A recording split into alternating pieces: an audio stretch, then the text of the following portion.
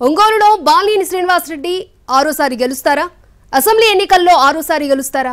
లేదంటే దామచర్ల జనార్దన్ రెండోసారి శాసనసభలో అడుగు పెడతారా? మాజీ మంత్రి బాలినేనికి కలిసొచ్చే అంశాలేంటి? టీడీపీ నేతల ఆశలకు అసలు లెక్కేంటి? భారీగా జరిగిన ఓటింగ్ లాభించేది ఎవరికి? ఒంగోలు ఓటర్లు ఎటువైపు మొగ్గారు? ఒంగోలు సిట్టింగ్ ను వైసీపీ నిలుపుకుంటుందా? తెలుగుదేశం గెలుపు లెక్కలు నిజమవుతాయా? బాలినేనికి కలిసొచ్చే అంశాలేంటి? దామచర్ల జనార్దన్ స్ట్రాటజీలు ఎలా ఉన్నాయి? అసెంబ్లీ ఎన్నికలు ముగిసినా అభ్యర్థులు టెన్షన్ మాత్రం రోజు రోజుకు పెరుగుతూనే ఉంది. ఫలితాలు ఎప్పుడొస్తాయా అని ఎదురుచూస్తున్నారు. దశాబ్దాలుగా రాజకీయాల్లో ఉన్న వ్యక్తులు కూడా రిజల్ట్స్ కోసం పడిగాపులు కాస్తున్నారు. ఒంగోలు అసెంబ్లీ స్థానం నుంచి వైసీపీ తరపున మాజీ మంత్రి బాలినేని శ్రీనివాసరెడ్డి, తెలుగుదేశం పార్టీ నుంచి దామచర్ల జనార్దన్ బరిలోకి దిగారు. పోల్ మేనేజ్మెంట్ లో ఏ పార్టీ సక్సెస్ అయింది? ఒంగోలు ఓటర్లు ఏ పార్టీ వైపు టర్న్ అయ్యారో ఇప్పుడు ఇవే నియోజకవర్గంలో హాట్ టాపిక్ గా మారాయి. 1999లో రాజకీయాల్లోకి వచ్చిన బాలినేని శ్రీనివాసరెడ్డి మొత్తం 5 సార్లు ఎమ్మెల్యేగా గెలిచారు. వైఎస్ రాజశేఖర రెడ్డికి బంధువైన బాలినేని వైఎస్ రెండో కేబినెట్లో చోటు సంపాదించుకున్నారు. వైఎస్ మరణం తర్వాత జగన్ వెంట నడిచారు. బాలినేని శ్రీనివాసరెడ్డి 1999, 2004, 2009లో వరుసగా 3 సార్లు కాంగ్రెస్ నుంచి గెలిచారు. 2012లో కాంగ్రెస్ కు రాజీనామా చేసి ఉప ఎన్నికల్లో పోటీ చేసి గెలిచారు. 2014లో టీడీపీ అభ్యర్థి దామచర్ల జనార్దన్ చేతిలో ఓడారు. తిరిగి 2019లో మరోసారి వైసీపీ నుండి గెలిచారు. సీఎం జగన్ తొలి మంత్రివర్గంలో మంత్రిగా పనిచేశారు. మంత్రివర్గ విస్తరణలో తన మంత్రి పదవిని కోల్పోయారు. ఒంగోలులో 8 సార్లు కాంగ్రెస్, 4 సార్లు టీడీపీ, వైసీపీ, ఇండిపెండెంట్లు 2 సార్లు చొప్పున గెలిచారు. 2019లో జగన్ కేబినెట్లో మంత్రిగా పనిచేసిన బాలినేని సామాజిక సమీకరణాలతో పదవిని కోల్పోయారు. కొన్ని రోజులు రీజనల్ ఇన్ఛార్జిగాను పనిచేశారు. తర్వాత ఒంగోలు నియోజకవర్గానికి పరిమితమయ్యారు. ఆయన ఏం మాట్లాడినా కాంట్రవర్సీ కావడంతో వివాదాలకు కేర్ ఆఫ్ అడ్రస్ అయ్యారు. బాలినేనిపై ఏ చిన్న ఆరోపణలు బయటకొచ్చినా అవకాశాన్ని బట్టి టీడీపీ, జనసేనలు ఎదురుదాడికి దిగాయి. బాలినేని మంచోడే, ఆయన కుమారుడు మాత్రం మామూలోడు కాదు అంటూ సోషల్ మీడియాలో పోస్టింగ్లు పెట్టారు. ఆ ప్రయత్నంలో టీడీపీ నేతలు సక్సెస్ కూడా అయ్యారు. దీంతో జరుగుతున్న పరిణామాలను ముందుగానే బేరీజు వేసుకున్న బాలినేని నియోజకవర్గానికి ఎక్కువ సమయం కేటాయించారు. తాను అసెంబ్లీకి పోటీ చేయబోయే చివరి ఎన్నికలు ఇవేనంటూ బరిలోకి దిగారు బాలినేని. 2012 ఉప ఎన్నికల్లో పోటీ చేసిన దామచర్ల బాలినేని చేతిలో ఓటమి పాలయ్యారు.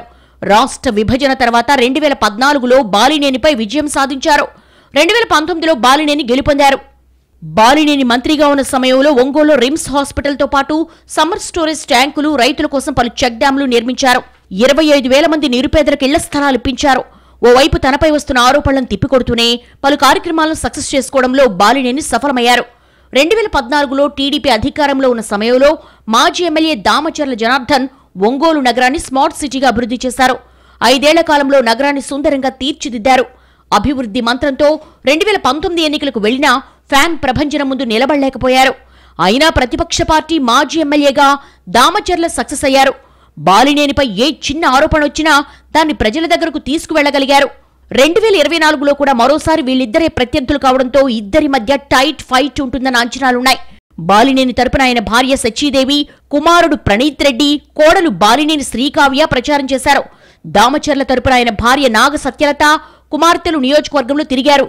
నగరవాసులు కూడా తమ ఓటు హక్కు వినియోగించుకునేందుకు ప్రాధాన్యమిచ్చారు. ఈ ఎన్నికల్లో 86.46% మంది ప్రజలు ఓటు వేశారు. 2019లో కూడా 84.53%తో పోలిస్తే ఈసారి 1.93 పోలింగ్ శాతం ఎక్కువగా నమోదైంది. ఒంగోలులో మొత్తం 2,40,242 మంది ఓటర్లుంటే వారిలో 2,03,143 మంది ఓటు వేశారు. వీరిలో 98,055 మంది పురుషులు, 1,05,050 మంది మహిళలు ఓటు హక్కు వినియోగించుకున్నారు. పోస్టల్ బ్యాలెట్ ఓట్లు కూడా 98.68 నమోదయ్యాయి. ఒంగోలు నగరంలో 82.4%, ఒంగోలు రూరల్లో 92.42%, కొత్తపట్నంలో 91.26% పోలింగ్ నమోదైంది. పురుషులతో పోలిస్తే దాదాపు 7,000 మంది మహిళలు అత్యధికంగా ఓట్లు వేశారు.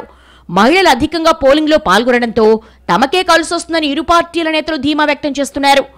మరోవైపు 2 పార్టీల నేతలు పోల్ మేనేజ్మెంట్ బాగానే చేసుకున్నారు. ఓటర్లను ఆకట్టుకోవడంలో కొంత వైసీపీనే పైచేయి సాధించిందని నియోజకవర్గంలో టాక్ వినిపిస్తోంది. గత 5 ఏళ్లలో వైసీపీ ప్రభుత్వంలో ప్రజలకు ఒరిగిందేమీ లేదని టీడీపీ నేతలు ప్రజల్లోకి వెళ్లారు.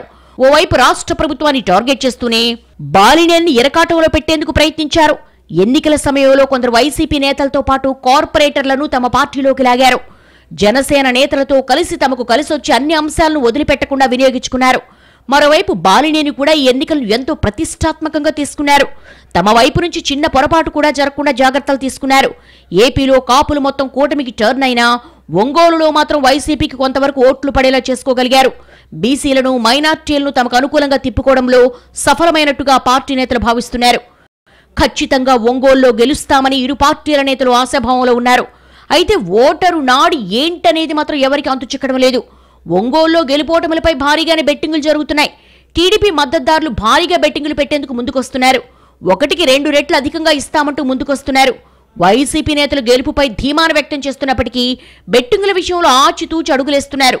మరి ఒంగోలు ఓటర్లు ఎటువైపు టర్న్ అవుట్ అవుతారనేది తెలియాలంటే ఫలితాల వరకు వేచి చూడాలి.